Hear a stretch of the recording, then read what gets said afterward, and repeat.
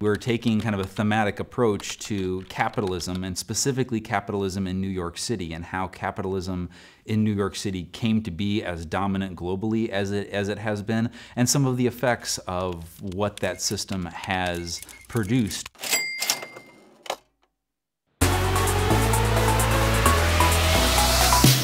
When Bear Stearns was failing, JP Morgan, which is a big creditor of Bear Stearns.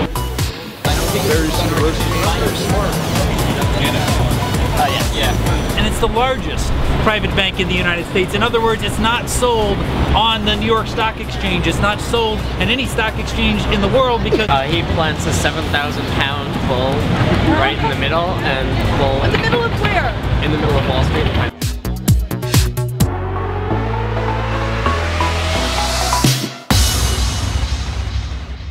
I met people and saw a kind of other side to things that I would never have had the opportunity to have. We saw the teachers' unions who were complaining about charter schools, and then charter schools were complaining about the teachers' unions, back to back practically. Unions have been around for a long time, and like any other organization, it tends to be around for a while. After a while, organizations tend to have develop a strong sense of self-preservation. And so the advent of charter schools was to actually say, you know what, we've seen those models and we think that they're inherently combative.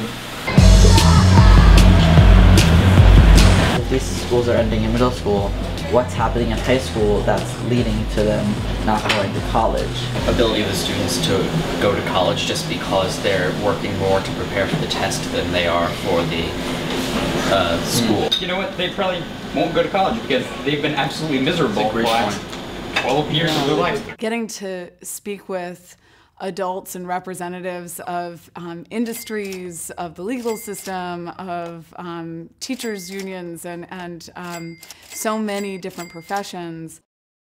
We heard two completely opposite explanations as to why the economy crashed in 2008 from the people at Goldman Sachs and from the Occupy Wall Street women. There are things that we can discuss in a classroom, but to get it from the horse's mouth, I think, changes the experience. Working in a field is much more interesting than sitting in a classroom. It's a much better way to learn. Air rights are, well, in order to understand air rights, you have to understand this. At 10:15, you are going to meet.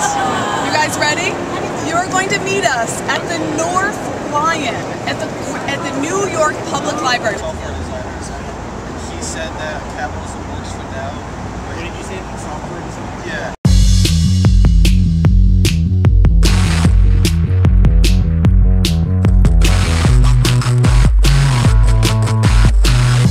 We're investigating capitalism broadly in many different strands. And I think what's neat is watching the kids do the intellectual work to draw those disparate strands together. Each teacher had their own expertise, really, and they could each bring something different and new to the group each day. a bank that is very hostile to actions taken by Japan in the 30s and in the early 1940s. If you are really sophisticated at modeling the market, I don't care what color you are, I don't care what gender you are, I mean, just make us money. When the Declaration of Independence was read on July 9th, 1776, here in New York City, people marched down and they tear down the symbol of monarchy here in Bowling Green. Like what they did in Iraq? Exactly, like they did in Iraq.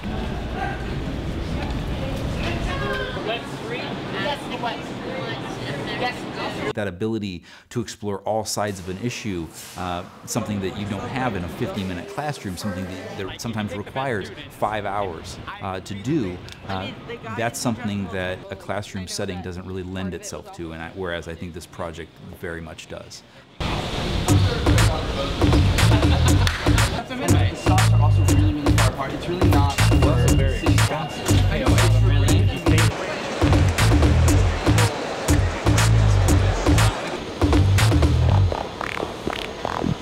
Charter schools receive funding from the state, but at the same time, they're kind of known for / notorious in notoriously good rather at raising private funding. A boy who since he was about 16 says he's been in the past year, he's been stopped like 50 times.